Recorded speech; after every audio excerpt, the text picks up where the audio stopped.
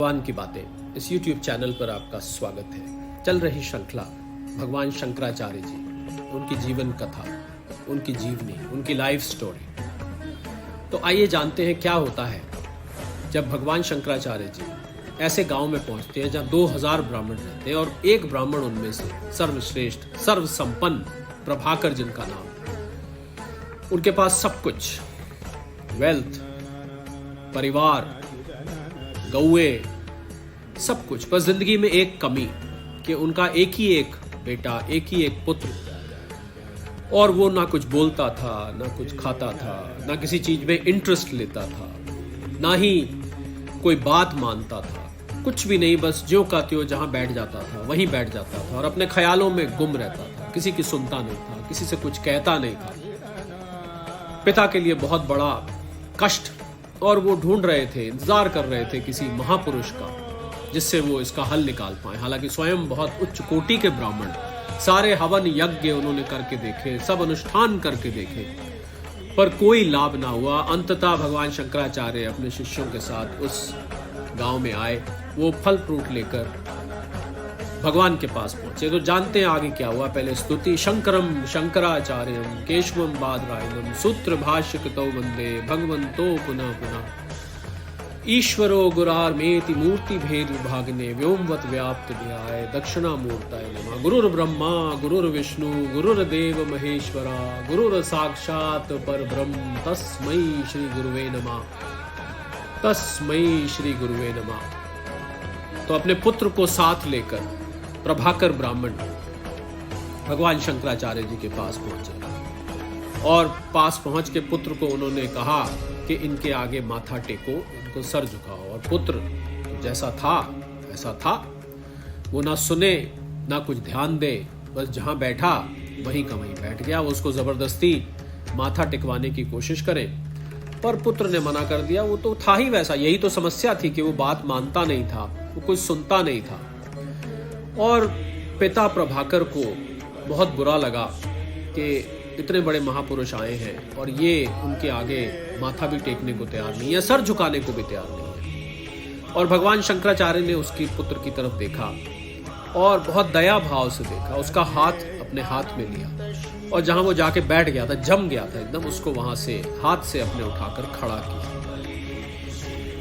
और प्रभाकर पुत्र के पिता भगवान शंकराचार्य जी से कहने लगे, महाराज बताइए मेरे पुत्र को क्या हुआ है, मुझे तो समझ नहीं आता, हम बहुत परेशान हैं सबके सब परिवार में, क्या इसको हुआ है, मुझे कुछ समझ नहीं आता। और भगवान शंकराचार्य जी ने उसकी ओर देखा, 7 साल का वो बालक, और पुत्र का दशा देखकर पिता का कहना था कि इसका माइंड, इसकी बुद्धि, ऐसा लग रहा है उसका विकास ही नहीं हुआ, ये बिल्कुल बच्चे का बच्चा ही रह गया, छोटा बच्चा जो एक शब्द भी नहीं बोल पाता है, कुछ भी नहीं बोल पाता। इसके जितने बच्चे तो बाकी के पूरे वेद पढ़ चुके हैं, पूरे पुराण पढ़ चुके हैं, पूरी विद्या भी काफी हद तक हासिल कर चुके हैं, पर ये तो एक शब्द भी नहीं बोल पाता। और बहुत ही करुणा भरे स्वरों में पिता ने भगवान शंकराचार्य जी के आगे अपनी सारी व्यथा बताई।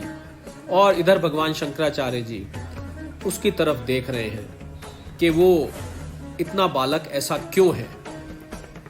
और पिता ने यहां तक कह दिया कि इसके 7 साल, हे महाराज, ऐसा लगता है जिंदगी के इसने जाया कर दिए, इसने बर्बाद कर दिए, इसके साथी संगी इसको मार भी जाते हैं तो भी ये कुछ नहीं कहता, ज्यों का त्यों बुत का बुत बन के बैठा रहता है। ये उनको जवाब भी नहीं देता, उनको वापसी में हाथापाई नहीं करता, उनको डांटता नहीं, उनको गुस्सा नहीं करता, कुछ भी नहीं करता।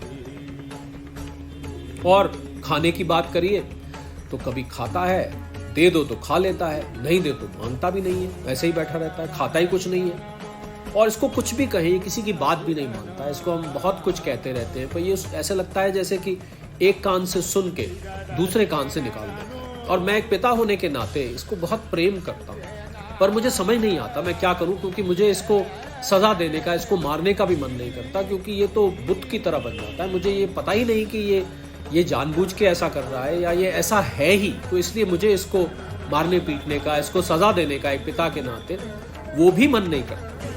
भगवान शंकराचार्य उस बालक की ओर देखते रहे और बहुत प्रेम भरी दृष्टि से देखते रहे। और देखते देखते उन्होंने पूछा, तुम कौन हो, तू कौन है? ये उन्होंने प्रश्न किया। और तू ऐसा बिहेव क्यों करता है कि जैसे तुझे कुछ पता ही नहीं है? तू ऐसा व्यवहार क्यों करता है कि तुझे कुछ पता ही नहीं है? तू कौन है? और वो बालक ऊपर देखा, उसने आखिरकार ऊपर देखा, और ऊपर देख के जो उसने जवाब दिया, वो जवाब सुनकर उसके पिता दंग रह गए। उस बालक ने 12 श्लोक बोले, बहुत ही सुंदर श्लोक, जिसमें उसने भगवान शंकराचार्य जी द्वारा पूछे गए प्रश्न का उत्तर दिया। उसने कहा, मैं और कोई नहीं बल्कि आत्मा हूं, जिसके समान और कोई दूसरा नहीं है। हे गुरुदेव, ये उसने शब्द इस्तेमाल किए, मैं वो हूं जिस आत्मा का खंडन नहीं हो सकता, जो सारी दुनिया के पीछे आनंद का स्रोत है। मैं सीधा सीधा उस आनंद से, उस आत्मा से, उस परमात्मा से मैं जुड़ा हुआ हूं, जिसने ये सारा संसार बनाया, जिस परमात्मा ने सारा संसार बनाया, उसमें और मेरे में कोई अंतर नहीं है। मैं इन सब उतार चढ़ाव से मुक्त हूं, मेरे ऊपर किसी चीज का असर नहीं होता, मैं केवल चेतनता हूं। और वो संसार जिसमें 6 प्रकार के परिवर्तन आते हैं, अस्थि, वृद्धि, मृत्यु, बूढ़ा होना, 6 प्रकार के परिवर्तन किसी भी सांसारिक वस्तु में आते हैं, ये ऐसा उसका स्वभाव होता है। वो बालक भगवान शंकराचार्य से बोला, मैं उस सब से ऊपर हूं, मुझे वो चीज असर ही नहीं करती। वो जो स्वभाव है बढ़ने घटने का, मरने का, जीने का, मेरे ऊपर उसका कोई असर नहीं होता। और मैं वो आत्मा हूं जो सबके अंदर व्याप्त है, जो सर्वव्यापक है, मेरे और उसमें कोई अंतर नहीं है, मैं उसी का अनुभव करता हूं, मैं वही हूं। ये 12 सुंदर मंत्र, श्लोक कह लीजिए, मंत्र कह लीजिए, उन्होंने, उस बालक ने भगवान शंकराचार्य जी के आगे बोले, और सुनकर उनके पिता दंग रह गए। बस आज इस कैप्सूल को इतना ही रखेंगे। भगवान शंकराचार्य की स्तुति के साथ इस कैप्सूल को विराम देते हैं, इस वादे के साथ कि अगले कैप्सूल में आपको बताएंगे कि फिर आगे क्या होता है, ये बालक आखिर कौन है, और 7 साल तक ये अपने पिता के यहाँ ऐसा रहा, अपने परिवार के साथ ऐसा व्यवहार करता रहा। अब भगवान शंकराचार्य जी के आगे पहली बार उसने इतनी बड़ी बात, उसने सारे के सारे शास्त्र का सिद्धांत, सारे शास्त्रों का निचोड़, और ऐसा लगा कि जैसे कोई बहुत बड़े पहुंचे हुए महापुरुष जिनको साक्षात्कार हो चुका है, वो इन मंत्रों को, इन श्लोकों को बोल रहे हैं। भगवान की स्तुति। शंकरम शंकराचार्यम केशवम बादरायणम सूत्र भाष्य कृतो वंदे भगवंतो पुनः पुनः। ईश्वरो गुरार्मेति मूर्ति भेद विभागने व्योमवत् व्याप्त ध्याय दक्षिणामूर्तये नमः। गुरुर्ब्रह्मा गुरुर्विष्णु गुरुर्देव महेश्वरा गुरुर साक्षात परब्रह्म तस्मै श्री गुरुवे नमः। तस्मै श्री गुरुवे नमः। सादर प्रणाम।